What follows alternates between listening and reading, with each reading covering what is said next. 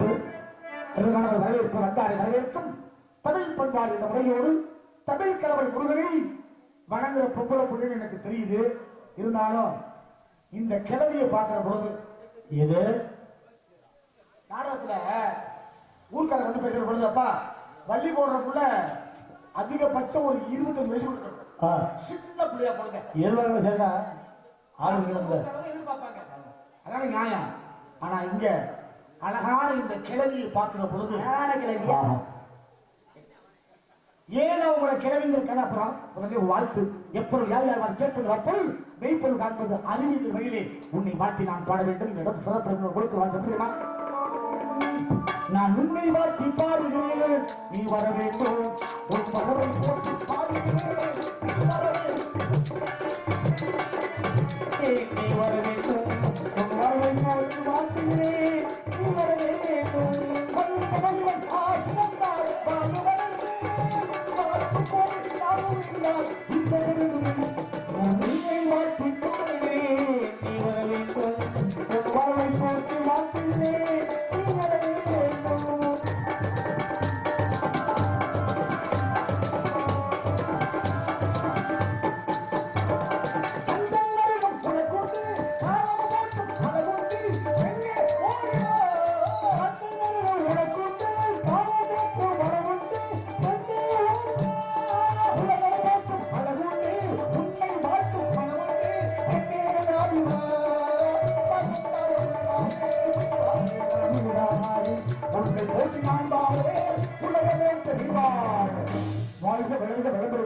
கல்வி தமிழ் எதிர்த்து கல்வி சலம் ஒழுத்து வகையில் வைத்த ஏந்தலையே இப்ப தொடர்ந்து கொண்டால் உலகத்தை யாருக்கும் கிடைக்காத பெருமையான ஒரு ஆசீர்வாதத்தை உனக்காக அதுவும் இந்த கிழவிக்காக நான் கொடுக்கிற ஆசீர்வாதம் எப்படி தெரியுமா?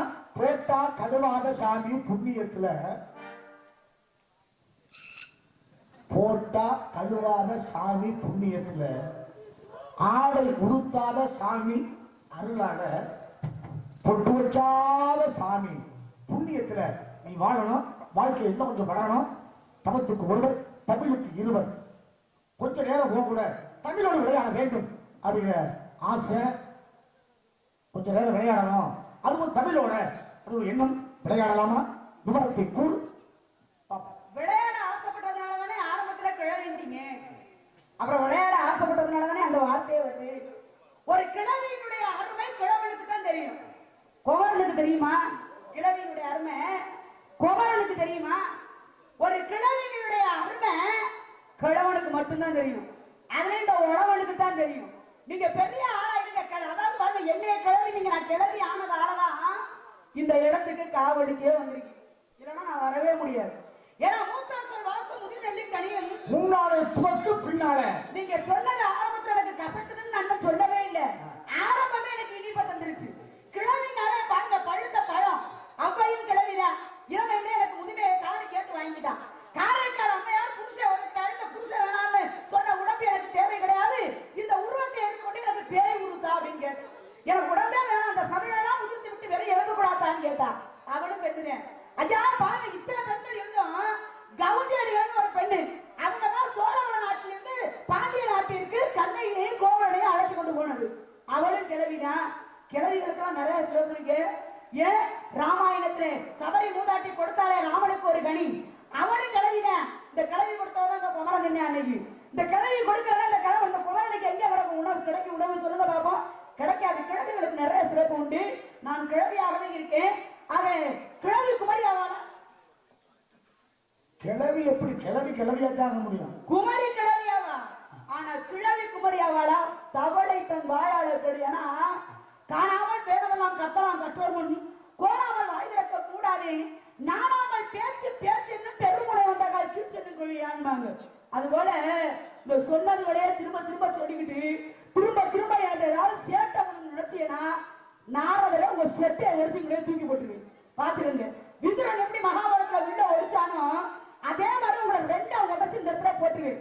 மகாபாரதத்துல எப்படி ரெண்டா ஒருவனை கிழிச்சானோ வீணு அதே மாதிரி ரெண்டா கிழிச்சு போட்டுருவேன். சரியா? என்கிட்ட பேசுற பேச்சு பார்த்து பதனம் தமிழ்நாடு விளையாட்டுன்னு ஆசைப்பட்டீங்க. அந்த ஒரு காரணத்துக்காக புள்ளி வச்சிருக்கேன் உங்களுக்கு. காரணம் என்ன தெரியுமா? செந்தமிழ் நாடு போதிலே இந்த தேர் வந்து பாயுது காதினிலே, என் தந்தையர் நாடு பேச்சினிலே நல்ல சக்தி பிறக்குது மூச்சினிலே. இந்த நாட்டுக்கு தாய் நாடு தாய்மொழி அப்படிதான் வந்தது. ஆனா தந்தையர்களுக்கு பெருமை கொடுத்தாங்க ஒரு இடத்துல. அதனாலதான் உங்களுக்கு மரியாதை கொடுத்து ஆண் பிள்ளை ஆனாலும் ஜான் பிள்ளை என்று சொல்லியிருக்காங்க சொல்லி மரியாதை கொடுத்து நிற்கிறேன். அதனால என் மரியாதை இன்ன அளவுக்கு இன்ன வரைக்கும் குறையாது. உங்களுக்கு நான் ஒரு விஷயம் கேட்கிறேன். ஒரு பெண்ணை பார்த்து வந்ததுமே கிளவிட்டீங்க, அது ஒரு ஓரமா இருக்கணும். கிளவின்றதுக்கு நிறைய விளக்கங்கள் சொல்லலாம், என்னாலும் சொல்ல முடியும். நானே ஒத்துக்கிட்டே நான் கிளவிதான், கிளவியானதுனால தான் அந்த இடத்துக்கு வந்திருக்கேன் அப்படின்னு சொல்லிட்டு, சரிங்களா? இப்ப நீங்க வந்தது எப்படி வாழ்றீங்க? போட்டா கழுவாத சாமி புண்ணியத்தால, பொட்டு வைக்காத சாமி புண்ணியத்தால, ஆடை உடுத்தாத சாமி புண்ணியத்தால மகிமையால நீ வாழ். போட்டா கழுவாத சாமி, நான் அத்திவரதரை நான் எத்தனை ஆண்டுகள் நீருக்குள்ள கிடக்கிறாராம்ல. போட்டா கழுவாத சாமி, எல்லா தெய்வங்களையும் சிலையை செஞ்சு கருவறையில வைக்கிறாங்க. அதுக்கு பால் அபிஷேகம், பன்னீர் அபிஷேகம், தண்ணீர் அபிஷேகம் எல்லாமே நடக்குது. அப்ப போட்டா கழுவாத சாமி புண்ணியத்தால அப்படின்னா பொட்டு வைக்காத அம்மன் புண்ணியத்தால. இன்னைக்கு பாருங்க, பராசக்தி இருந்தது 3 கண்ணு. இந்த 3வது கண்ணு சிவபெருமான் நெற்றி கண்ணை கேட்டார் தட்சணையாக. பராசக்தி பறித்து கொடுக்கிறா. அந்த நெற்றிகள் இருந்த இடத்துல இருந்து குருதியாகப்படுது வழியுது. சிவபெருமான் ஓங்கி பிடிக்கிறார், அந்த இடத்தை அழுத்தி பிடித்தார். அதிலே திலகமாக மாறியது வழுக்கு. அப்ப பொட்டு வைக்காத சாமி இந்த உலகத்துல எது இருக்கு? எதுவுமே இல்லை. அதே சமயத்துல ஆடை உடுத்தாத சாமி விநாயகரா இருக்கட்டும், சிவபெருமானா இருக்கட்டும், கந்தனாக இருக்கட்டும், மகாவிஷ்ணுவா இருக்கட்டும், உங்க அப்பா பிரம்மனா இருக்கட்டும், எல்லா தெய்வங்களுமே ஆடையோடு தான் இருப்பாங்க. ஆடை உடுத்தாத தெய்வங்கள் இந்த உலகத்தில் எதுவும் கிடையாது. அப்ப ஆடை உடுத்தாத தெய்வம் எது? பொட்டு வைக்காத தெய்வம் எது? போட்டா கழுவாதது எது? முதல்ல நீங்க கழுவிருந்தா தானே மற்றவங்களை கழுவி விடுவீங்க. அதனால உங்களுக்கு அந்த விவரம் தெரியும். வாங்க பேசுங்க. கற்றது கைமண்ணளவு, கல்லாதது உலகளவுனாங்க. எனக்கு தெரிந்த விஷயங்களாக இருந்தால் ஒளிவு மறைவு இருக்காது. உண்மையை சொல்வதற்கு கடமைப்பட்டிருக்கேன். முக்காமலை போனதுக்கு பின்னால அக்கா முறை வேணும்னாலாம் முப்பட பொறுக்கி, அதனாலதான் அப்படின்னேன். முக்காமலை போயிடுச்சு. ஐயோ கதை இருக்குமா? கிளவின் உடனே இந்த அம்மாவுக்கு வந்துச்சு பாரு கோபம். கிளவியா தலைவி, கிளவியால பெருமை இல்லையா? குமரி கிளவியாவாளா? இயற்கை கிளவி குமரியாவா? ஆனா காஞ்சிபுரத்துல மாக்குனவரு 12 ஆழ்வார்களே திருமணிசி ஆழ்வார். அவர் சொன்னார், அம்மா வயசாகிடுச்சு, இந்த இறைவனுக்கு தொண்டு செஞ்சுட்டு இருக்கீங்க, தொண்டெல்லாம் எப்படி? ஐயா, என் உயிர் உள்ள வரைக்கும் இறைவனுக்கே தொண்டு செய்யலாம். நான் தாயா தினமும் இந்த கோயிலை கூட்டுறேன், சுத்தம் பண்றேன், எல்லாமே செய்யறேன். இது இறைவனுக்கு நான் செய்யக்கூடிய தொண்டு. அப்படியா? அப்ப இறைவனுக்கு நீ தொண்டு செஞ்சா கல்லாத வயசு, இந்த வயசுலயே நீ இப்படி தொண்டு செய்யலன்னா, கிளவியா இருக்கிற நீ குமரியா மாறிட்டேன்னா இன்னும் எவ்வளவு காலத்துக்கு செய்வேன்? ஆமாண்ணா, கவலைப்படாதமா, கிளவியா இருக்கிற ஒண்ணு நான் குமரியா மாத்துறேன்னு சொல்லி காஞ்சிபுரத்தில் திருமணிசி ஆழ்வார் அந்த கிளவியை குமரியாக மாற்றி பெருமை தந்த கதை நீ கேட்டதுக்கு உண்டான விஷயம். நான் உன்னை கிளவி அப்படின்னு சொன்னதுக்கு என்ன காரணம் அப்படிங்கிறத இப்ப இந்த ஊரே நம்ப வைக்கணும் பாரு. ஆமையா வள்ளி கிளவிதாயா? நீங்க சொல்றது பாருங்க, நம்பணும் இல்ல கதை இல்ல, சும்மா சொல்ல, சும்மா சொல்ல ஏத்துக்குவாங்களா? இப்ப நான் பாக்குறேன் உங்களை நான் கிளவின்னு. இப்ப நீங்க பருவம் அடைஞ்சிட்டீங்களா? பருவம் அடைஞ்சதுனாலதான் வந்திருக்கேன், அதனால நான் கிளவிதான்னு சொல்றேன். பருவம் அடைஞ்சா எத்தனை வயசு உங்களுக்கு? இப்ப எனக்கு 12 வயது கதை முறைப்படி. இப்ப வீட்டுல அம்மா ஒரு பொம்பளை பிள்ளைய பெற்றெடுத்துட்டா, அந்த பொம்பளை பிள்ளைக்கு 10 வயசு ஆன உடனே அந்த பொம்பளை பிள்ளைய பள்ளிக்கூடத்துக்கு அனுப்புற பொறுப்பு யாருக்கு இருக்கு? தாய்க்கு இருக்கு. தாய்க்கு இருக்கு. அந்த தாய் அந்த பொம்பளை பிள்ளை பள்ளிக்கூடத்துக்கு போகணும்னா தலைன்னு ஒண்ணு சீவா பார்த்திருக்கியா? அப்படி தலை சீவனா அம்மா அந்த பொம்பளை பிள்ளைக்கு எத்தனை சடை போடுவா? 8 சடை போடுவா.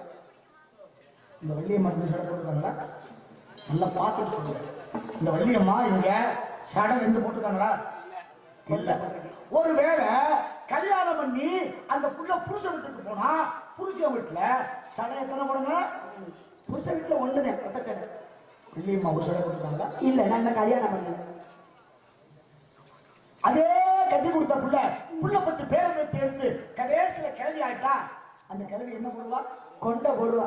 அதனாலதான் நீ கொண்டை போட்டுக்க, அதனாலதான் உன்னை நான் கிளவின்னு தெரிஞ்சுக்கிட்ட விஷயம். உன்னை நான் கிளவின்னு சொன்னதுக்கு சம்மந்தம் இல்லாமல் சொல்லல. 1 2 சடை போட்டிருந்தீங்கன்னா கல்யாணம் ஆகாத புள்ளன்னு தெரிஞ்சிருப்பேன். சரிங்க. 1 சடை போட்டிருந்தீங்கன்னா உனக்கு கல்யாணம் ஆயிடுச்சுன்னு முடிவு பண்ணிருப்பேன். ஆனா நீ 2 சடையும் போடல, 1 சடையும் போடல, வாழ்க்கையில வளைஞ்சு நெளிஞ்சு கொண்ட போட்டிருக்கியே, அதனாலதான் உன்னை நான் கிளவின்னு நீ தலைவின்னு. அந்த கிளவி வேற, நான் சொல்ற கிளவி வேற. காரணம் என்ன? ஒரு விஷயத்துக்குள்ளதான் ஒரு விஷயம் அடங்கி இருக்கும் அப்படிங்கிற பெருமை. உனக்கு நான் கொடுத்த ஆசீர்வாதம். இந்த உலகத்துல சாமியில எத்தனையோ சாமி இருக்கு. மூங்கிலே ஒளித்திருந்தான் முக்கண்ண சாமி, முதுகடல் போய் விடுத்தான் முகுந்த சாமி, தாய்க்காரரை போட்டு வைத்தான் திரளாள் சாமி, தடவல் ஊழ்ந்தான் தகப்பன் சாமி, வாழ்ந்து உண்ண மடிகாத்தான் வயிற்று சாமி, பாலவருக்கு விழுந்தார் மற்றொரு சாமி, ஓங்கிய சீர்மலையில் பொன்னப்ப சாமி. எங்க சுத்தினாலும் அவ்வளவுதான். அதனாலதான் ஏழுமலையிலையும் கோயிந்தா, ஒருத்தர் செத்து தூக்கிட்டு போற பொழுதும் கோயிந்தா, இங்கேயும் கோயிந்தா அங்கேயும் கோயிந்தா. நான் கொடுத்த உனக்கு ஆசீர்வாதம். உலகத்துல உலகத்துக்கு ஒரு பெருமை இருக்குமா? ஆனா போட்டா கழுவாத சாமி இந்த உலகத்துல இருக்கா? ஒரு சந்தேகம். இப்ப பாருங்க, போட்டா கழுவாத சாமினா யாரு அப்படிங்கிறத இப்ப நான் சொல்லணும், நீங்க கேட்கணும். ஒண்ணு புதுசா ஒரு வீடு கட்டுறீங்க. வீடு கட்டிட்டா அந்த வீட்டுக்கு கிரக பிரவேசம் ஒண்ணு செய்யணும். அதான உண்மை. முதல்ல கணபதி ஹோமம் பண்ணணும், வீட்டுக்குள்ள பண்ணணும். அப்படி கணபதி ஹோமம் பண்ணிட்டோம்னா எந்த ஜீவராசிய வீட்டுக்குள்ள கூட்டிக்கிட்டு போய் வெளியில வந்தா புண்ணியம்? பசுவும் கன்றும். பசுவும் கன்றும். வீடு கட்டிட்டீங்க, வீட்டுக்குள்ள கூட்டிட்டு போயிட்டீங்க. சரி, வெளியில வந்துச்சு. வந்த உடனே பசுமாடு சாணம் போடுமா? போடுமே. பசுமாடு சாணம் போட்டா அது கழுவுமா? நம்ம கழுவி விடுமா? நம்ம எங்க கழுவுற, அதை அப்படியே விட்டுறோமே. இருந்தாலும் கழுவி விடுவாங்க, கழுவணும், குளிச்சு விடுவாங்க இல்லையா? நியாயம்.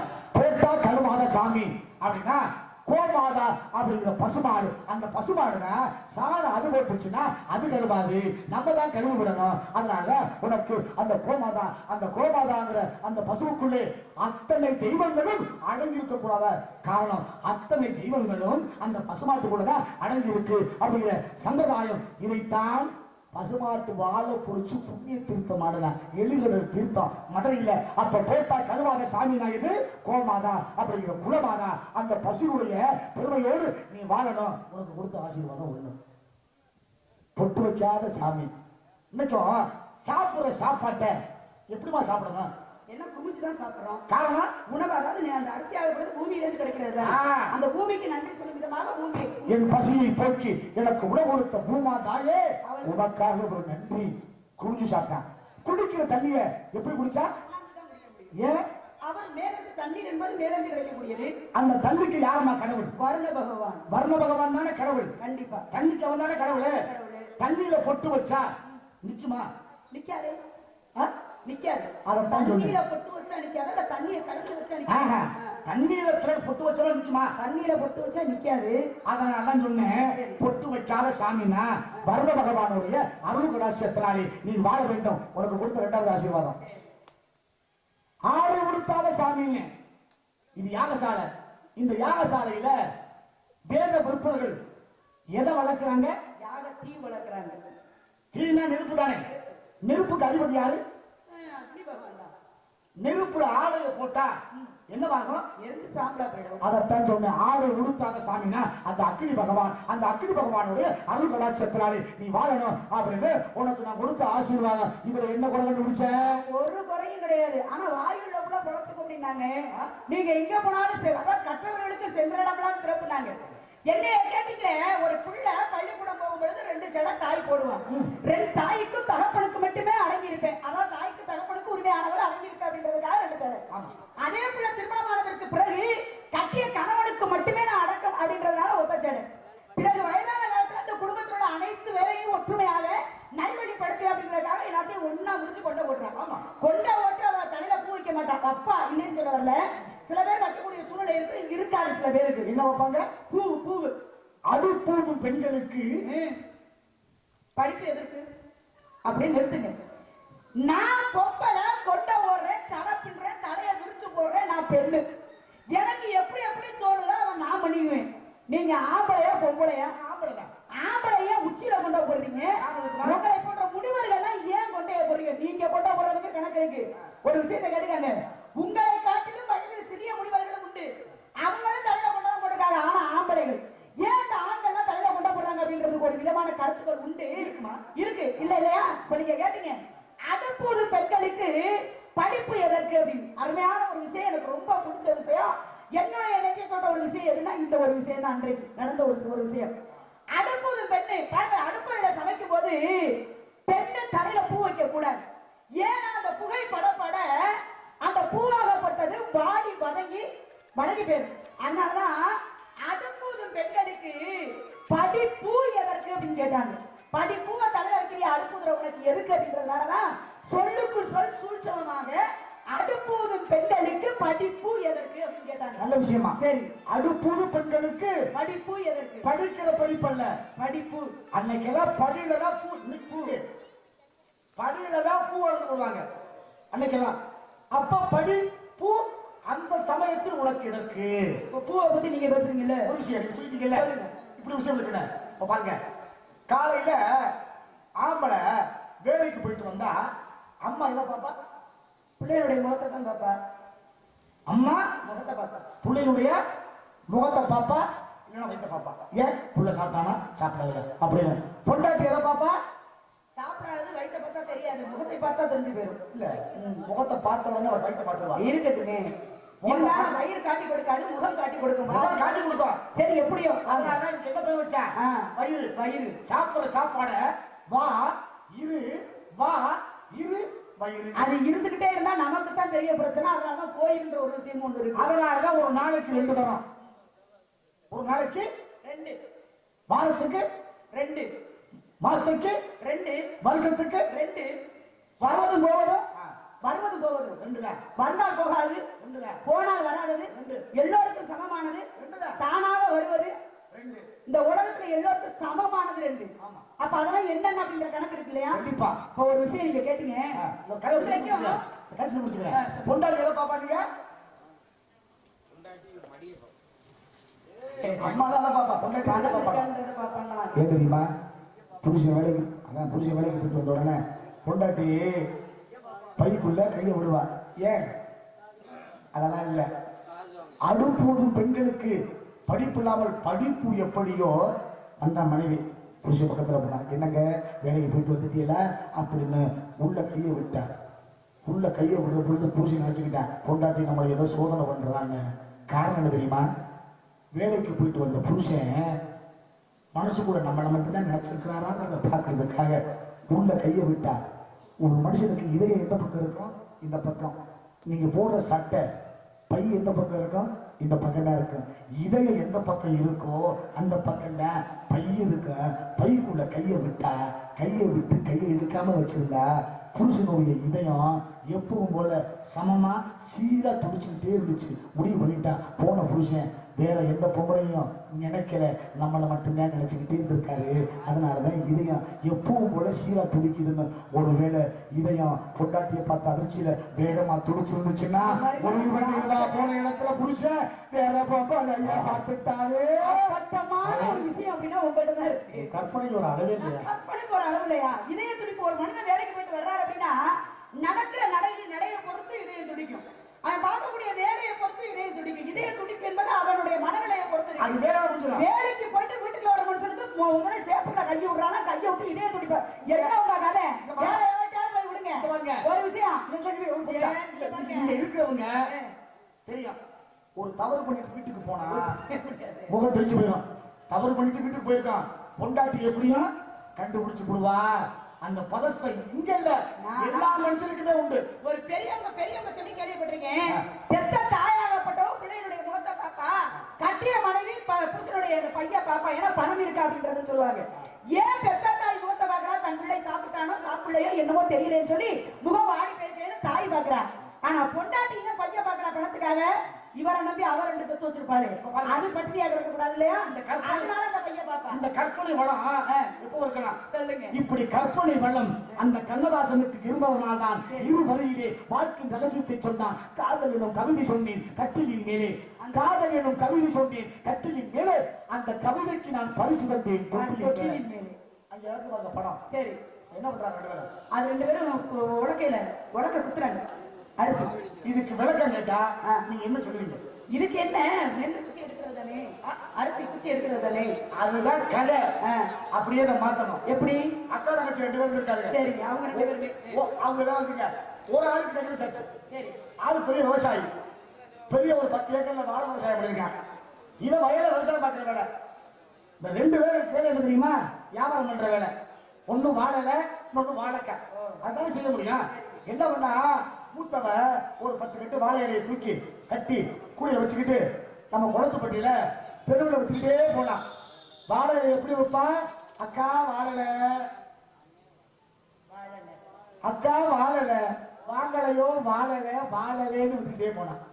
இத தங்கச்சி பார்த்தா, காலையில அக்கா மூதேவி பாடுறா வாழல வாழலன்னு சொல்லிட்டு போறாளே அப்படின்னு ஒரு 2 தாரம் வாழைக்காயை வெட்டி கூடையில வச்சுக்கிட்டு பின்னாடியே வித்துக்கிட்டு போனா. அக்கா வாழக்கா, இவ வாழலேன்னா இவ வாழக்கான்னா. வித்தது என்ன? வாழல. வித்தது என்ன? வாழைக்காய். வார்த்தையை பாருங்க. அவன் வாய்னால வாழலைன்னு வந்துச்சு, இவன் வாய்னால வாழைக்காய் வந்துச்சு. உலக்கைய உள்ள தாண்டி குத்துறாங்க. இதுல என்ன கருத்து தெரியுமா? நீ உலக்கைய குத்தி நான் மேல எடுக்கிற பொழுது நீ குத்துற உலக்க சரியா அதுல போய் விழுகணும். இதுதான்டா வாழ்க்கை.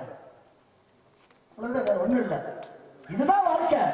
ஒரு வீட்டுல 2 உலக்கிட்டா சமமா இது போல விட்டு கொடுத்து நான் உலக்கைய குத்தி மேல எடுக்கிற பொழுது நீ குத்துற உலக்க உள்ள வரணும். உலக்கைங்கிறது நம்ம செய்யக்கூடிய பாத வினைகள் குத்து, அவ்வளவுதான். சிவன் சொத்து குலநாசம் தான். இப்படி விஷயம் இருக்கு இல்லையா? விஷயம் அக்கா தங்கச்சி எப்படி பேசுறீங்க? அக்கா தங்கச்சி ஊர்ல ஒரு அக்கா தங்கச்சி 2 பேர் 2 பேருமே சரியான கல்யாணம் வச்சிருக்கீங்க. அவர் சொன்ன கதைக்காக சொல்லு. பாருங்க, எதுக்கு ஒரு கேரம், இந்த கேரத்துக்கு போன விடுங்க கேரத்தை கவனிக்காம என்ன பண்ணிருக்காங்க, சுத்தி திருச்சிருக்கீங்களாச்சு. 2 பேரும் சுத்தி முத்தி பாக்குறாங்க. பாகற்கொடி பக்கத்துல பாவக்காய் கொடி, அந்த பாவக்காய் கொடியில அழகா காயெல்லாம் காய்ச்சி போய் தொங்கி இருந்திருக்கு. அப்ப தங்கச்சிக்காரி இந்த ஒப்பாரி இருக்கிற விதத்துல அவர்கிட்ட சொன்னாலா, அக்கா பந்தலிலே பாகக்கா, பந்தலிலே பாகக்கா, பந்தலிலே பாகக்கா அப்படின்னாலா அப்படின்ற. எனக்கு வைக்க தெரியாது அந்த மாதிரி, இருந்தாலும் சொல்றேன். உடனே அவன் சொல்ற தங்கச்சிக்காரி அக்காக்காரி சொல்றா, அதை நம்ம போகையில பார்த்துக்குவோம், போகையில பார்த்துக்குவோம், போகையில பார்த்துக்குவோம். இன்னொரு பொம்பளை சொல்லி இருக்கு, அதை நான் விதைக்கல்ல விட்டுருக்கேன், அதை நான் விதைக்கல்ல விட்டுருக்கேன், அதை நான் விதைக்கல்ல விட்டுருக்கேன்னு சொல்லி அவளை அப்படின்னா. இப்படி விஷயங்களுக்கு ஒரு விஷயம் இப்ப பாருங்க. சொல்லுங்க. இளவுடு என்ன காய்? ஒரு இறப்பு காய். என்ன காய்னு கேட்டேன். என்ன பாகக்காய்? என்ன காய்? பாகக்காய். பாகக்காய நல்ல விஷயத்துக்கு பயன்படுத்துவோமா இல்ல கெட்ட விஷயத்துக்கு பயன்படுத்துவோமா? பாகக்காய் சுரக்காய் தீய விஷயங்களுக்கு பயன்படுத்துறது. இப்ப நான் கேட்கிறேன், பாகக்காய் கதை சொல்றது நீங்க. சரி. இந்த உலகத்துல அதுவும் தமிழ்நாட்டுல ஒரே ஒரு கோயில்ல இந்த பாகக்காய வச்சு வழிபடக்கூடிய பெருமை ஒரு கோயில்ல உண்டு. அது என்ன கோயில் தேடு. அதுக்கு முன்னால கதை முறைப்படி என்ன விஷயம் கேட்கணுமோ அதை கேட்கணும். அப்படி காலத்துக்காக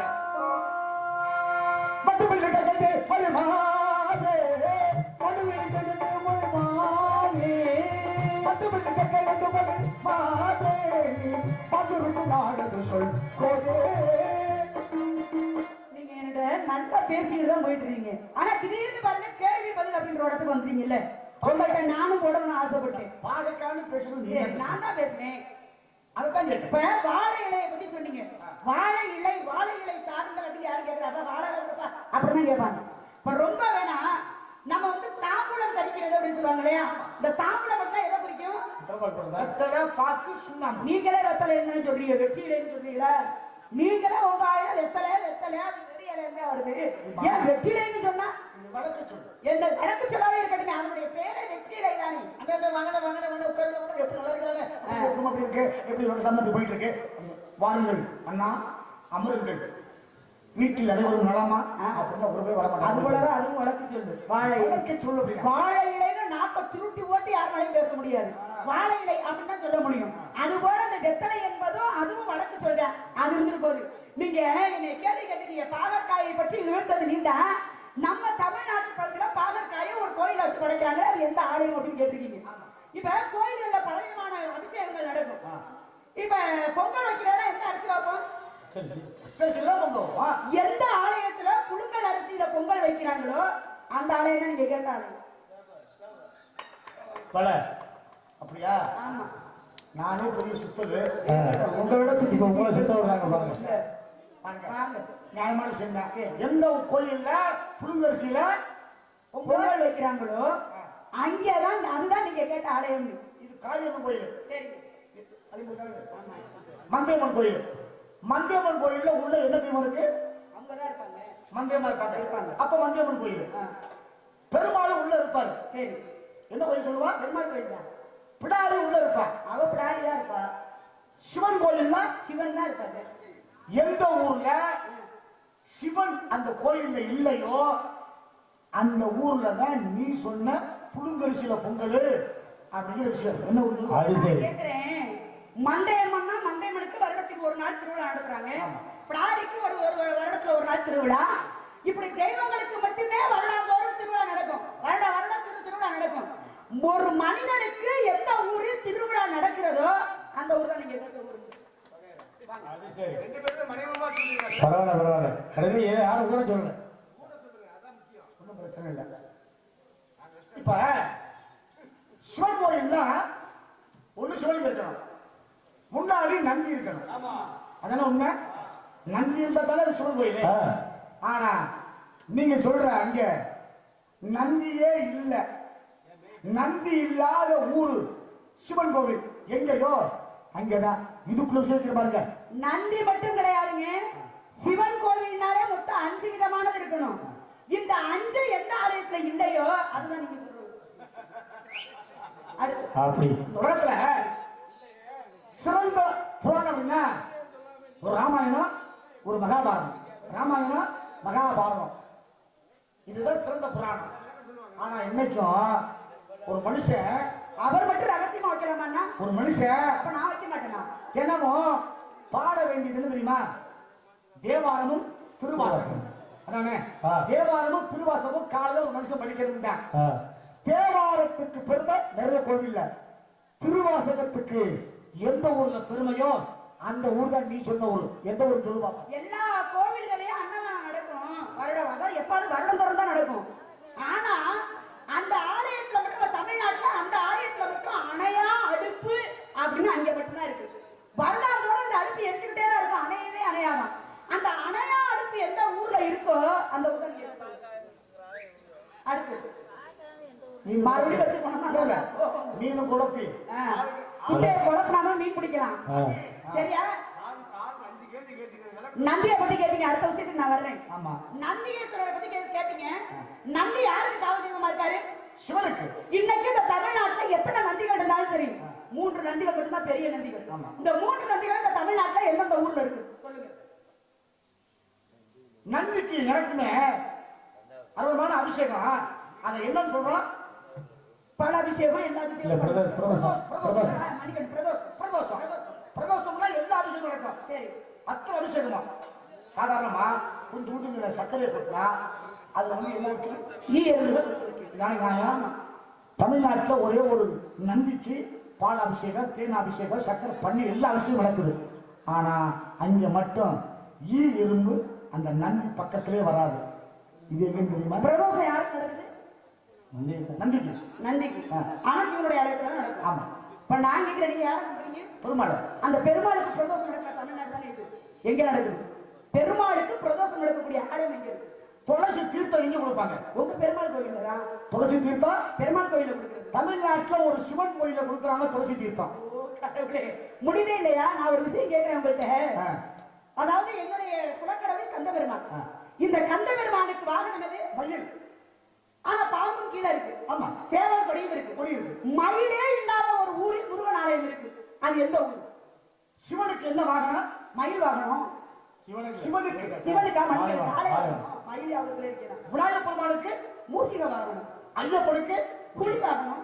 சனி பகவானுக்கு அவருக்கு காலம் வாகனம். இன்னைக்கு ஒரு ஊர்ல காக்கையே பறக்காது. எந்த ஊர் சொல்லுவோம்? நீங்க பெரிய மனுஷன், ஒரு பச்சை புள்ள கேள்வி கேட்டு அதை சொல்லாம திரும்ப திரும்ப நீங்க எடுத்து கேட்டுட்டு இருக்கீங்க. அப்ப நீ என்ன பண்ணிட்டா? சொல்லுங்க. நான் பாட்டு பாடுறேன்ல. ஆமா. வந்து பிள்ளை கக்கட்டு படி மாதிரி. சரி. அதுக்கு நீ என்ன பதில் பாடு? வந்ததுல என்ன கேள்வி பதில சொல்லணும்? என்ன சத்தமா? புரியாத? ஏன் அங்கம் இல்லாதவங்க அவைக்கு வராதுன்னாங்க. சந்தம் இல்லாதவங்க சபைக்கு வரக்கூடாது. ஏன்னா மரம் கொடலானால் நூலை பிடி, மரம் கொடலானால் நூலை படி, மரத்தை வாசிட்டு பார், மனசுல பேசிட்டு தங்கத்தை உரசி பார்க்கணும், தலத்தை பேசி பார்க்கணும், சபை அறிந்து பேசணும், சமயம் மறுத்து சில நடந்துக்கணும். நேரங்களிலே பேசாம தவத்திற்கு ஒருவர், தமிழுக்கு இருவர், குணத்திற்கு மூவர், சவத்திற்கு நால்வர், சகனத்திற்கும் ஐவர், சுவைகள் 6, சுரங்கள் 7, திக்குகள் 8, கிரகங்கள் 9, பசி வந்தா 10 பறக்கும். ஆபத்துக்கு உதவா பிள்ளை, அருமசிக்கு உதவா அன்னம், தாகத்தை தீரா கண்ணி, தந்திரமரியா பெண்டி, கோபத்தை அடக்கா வேந்தர், குருமணி கேளா சீலன், பாவத்தை தீரா நதி, பயனில்லை ஏழுந்தாங்க, அபிஷேக பிரியன் சிவா, அலங்கார பிரியன் விஷ்ணு, ஸ்தோத்திர பிரியன் சூர்யா, அலங்கார பிரியன் சுத்திரமா, நடன பிரியன் உத்ரா, போஜன பிரியன் உத்தரா, மோதக பிரியன் நாயப்பெருமாள், வடை பிரியன் ஆஞ்சநேய பெருமாள். கலக பிரியன் யாரு? உங்க கலகம் என்கிட்ட செல்லாது. சரிங்களா? கலகம் பண்றது இடம் பார்த்து பண்ணணும். நீங்க இடம் பார்த்தா வந்திருக்கீங்க. ஏன்னா உங்க சிரசு தப்பிக்கணும்ல. இப்படியே நான் காய் பூ ஆகுமா?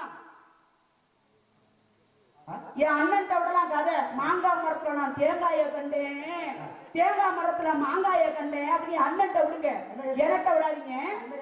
நான் கேட்டது காய். ஒரு மரம், அந்த மரத்துல பூவாகி பிஞ்சாகி காயாகி கனி ஆகிடும் பழங்கள் நாடு. பழம் காயாகுமான்னு கேட்டேன். பழம் காய ஆகுமே. எப்படி பழம் காயாகாத? பழம் எலுமிச்சம் பழம் நாளை அறுத்து உப்பை வச்சு வெளியில வச்சுட்டோம்னா அது ஊறுகாய் பழம் சொல்ல மாட்டோம், ஊறுகாய் தான் சொல்லுவோம். அப்ப பழம் அங்கே காயாகுது, காய்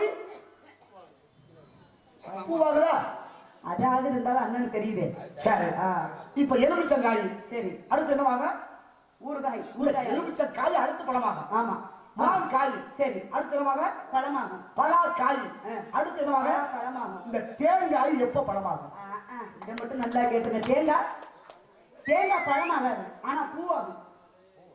தேங்காய் பழம் அந்த பூ தேங்காய் பூ திருவி கொடுக்கறத சொல்லல. இல்ல, நீங்க சொல்லிட்டு சரி, தேங்காய் பழம் ஆகும். எப்ப? ஒரு சபையில ஒரு பொண்ணுக்கு மாப்பிள்ளைக்கு நிச்சயம் பண்றாங்க. ஒரு தட்டுல சரி தேங்காய், வாழைப்பழம், வெத்தலை பாக்கு, பூவு, மாலை, ஆடை அத்தனை இது எல்லாத்தையும் சேர்த்து சொல்றது. தேங்காய் பழம் எடுத்து அப்படிம்பாங்க. என்ன சொல்லுவாங்க? அது இல்ல, தேங்காய் ஏப்பா அந்த தேங்காய் வாழைப்பழம் சொல்ல மாட்டாங்க.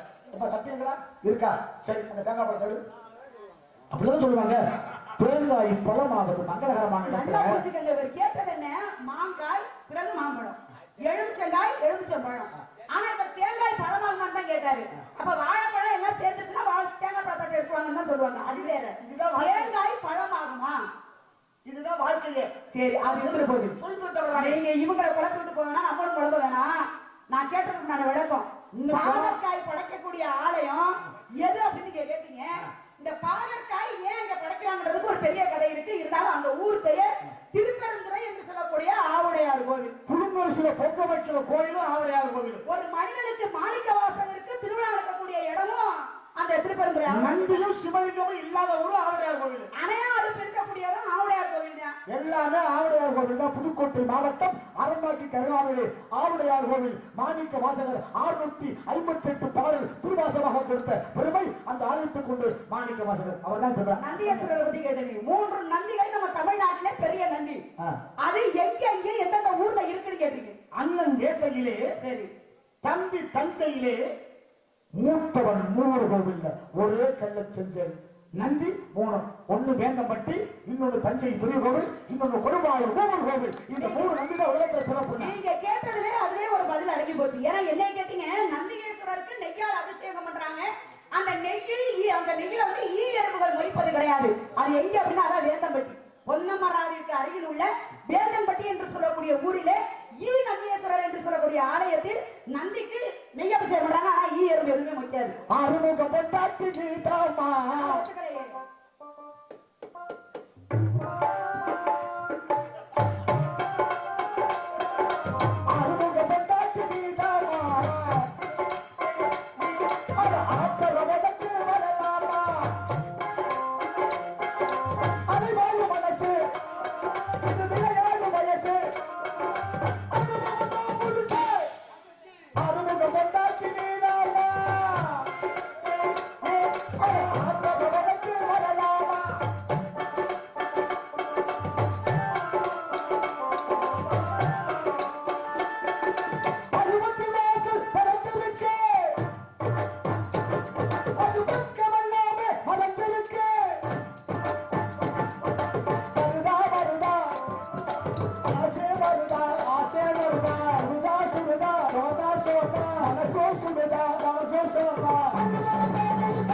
அதுக்கு ஆர்வம் கொண்டாடின்னு சொன்னீங்கன்னா அப்புறம் நடக்கிறது வேறு. காக்க பறக்காத ஊரு. இருந்தே வர்றேன், நான் ஒத்துக்கவே இல்லை. காக்க பறக்காத ஊரு. அதே மாதிரி நான் கேட்டேனே, பிரதோஷம் நடக்கிற பெருமாள் கோவில் இருக்கு. நான் கேட்டேன் துளசி தீர்த்தம் தர சிவன் கோயில். துளசி தீர்த்தம் தரக்கூடிய சிவன் கோவில் எது அப்படின்னா அதான் ராமநாத சுவாமி. ராமநாதபுரத்துல. ஆமா, ராமநாதபுரம் ராமநாத சுவாமி ஆலயத்துல துளசி தீர்த்தம் கொடுக்குறாங்க. பிரதோஷம் நடக்கிற பெருமாள் கோவில் மதுரை மாவட்டம் ஒத்தக்கடை நரசிங்க பெருமாள். அங்க மட்டும்தான் ஒரு ஊர் எது அப்படின்னா ஐவர் மலை என்று சொல்லக்கூடிய ஐயர் மலை. மயிலே இல்லாத ஊரு திருச்சி வயலூர். வயலூர் பகுதியில் மட்டும் மயில் பார்க்க. இதை கேட்க கூடாது. நீங்க யார கும்பிடுறீங்க? நானா? பெருமாள். பெருமாளுக்கு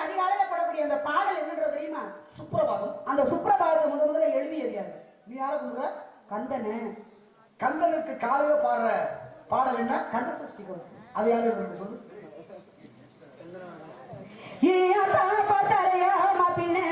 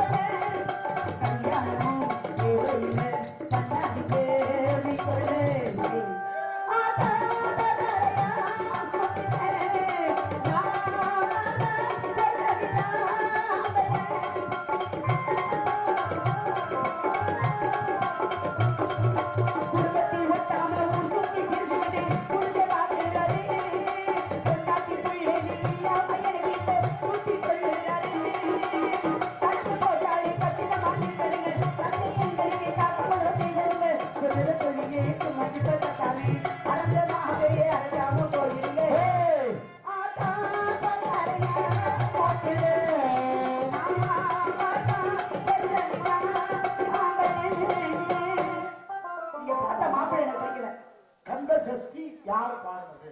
சுப்ரபாதம் யார் பண்ண? உங்களுக்கு என்ன பொம்பளை பிள்ளைக்கே வம்பிக்கிறது வேலையா போச்சா? நீங்க என்ன வேணாலும் பேசுங்க, பாத்துக்கலாம். இல்ல, நான் பேசுற பேச்சு ஆ. தவறா பேசல. தவறுனே நான் சொல்ல வரலையே. நான் மட்டும் பேசுறேன். நியாயம்தான். இதையா செஞ்ச கதை வேணும்ல? சரி, அப்ப நான் சொல்லிடுறேன். நீங்க பார்த்த மாப்பிள்ளை எனக்கு பிடிக்கலன்ற போயிடுறீங்களா? சரி. அப்படியா? அதாவது கந்த பெருமானுக்குரியது கந்த சஷ்டி கவசம். என்ன சொன்னீங்க? கந்த சஷ்டி கவசம். பதில சொல்லிட்டா? நீங்க பார்த்த அந்த மாப்பிள்ளை எனக்கு பிடிக்கலன்னா போயிருங்களான்னு கேட்டேன். சரி.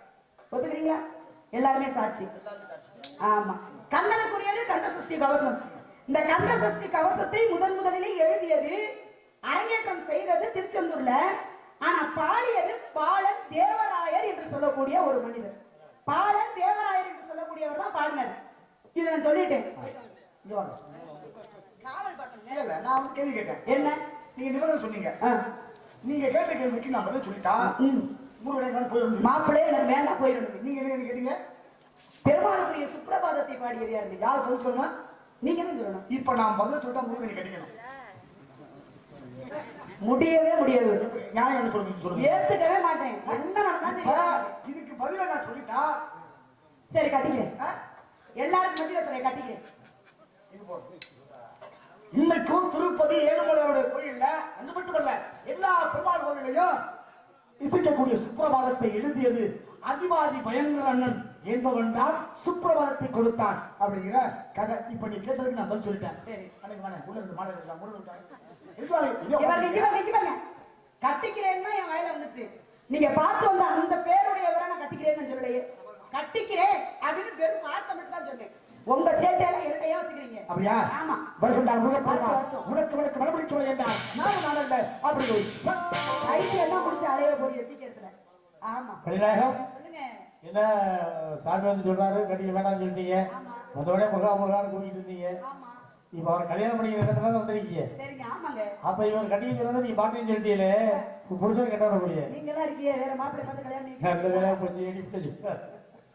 கண்டா கதிரவேலா கார்த்திகேயா, உமையே என்னை அனுதினம் பூஜி தரும் நான் உமை விரைவில் அடைவதற்காகவே நாரதர் மருசி நம்ம பாரு பேசினேன். மன்னித்து விரைவில் வந்து என்னை மறுமணம் புரிவாயாக.